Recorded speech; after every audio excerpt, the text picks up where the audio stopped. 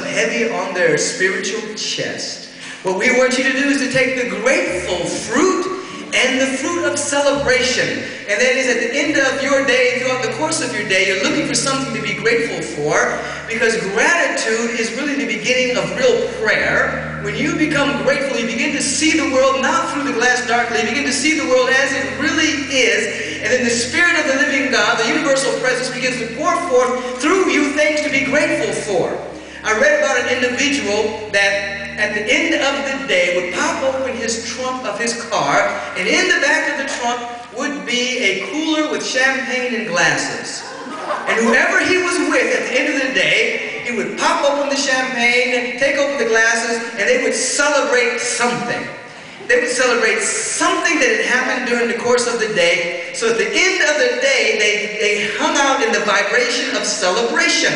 Now, I'm not advocating you get champagne, but I am advocating that you eat your grateful fruit throughout the course of the day, that at the end of the day you find something to celebrate. Even if you didn't accomplish all the things that you wanted to accomplish, you find some area where you did make progress and you celebrate it. And because the Spirit of the living God does not know quantity, it only knows quality. At the moment you get into a celebratory vibration, you're coming into the vibration that all of nature is living in all of the time. All of nature is celebrating that it is at one with the cosmos. It is at one with existence itself.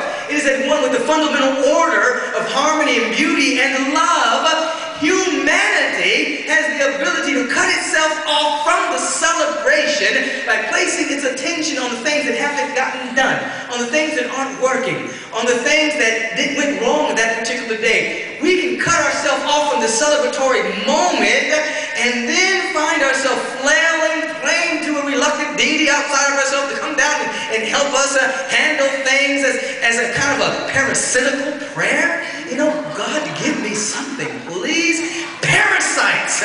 We don't want pharisaical or parasitical prayers.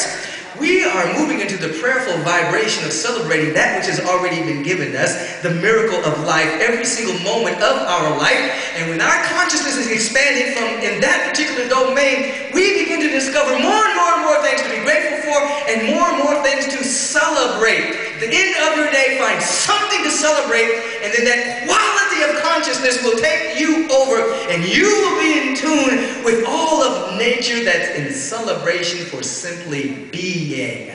This is your lot. So you got your Nuts of Ball soup, you got your Cheerios, you got your grateful fruit, and then you got your no TV dinner. You got to have your no TV dinner. And you have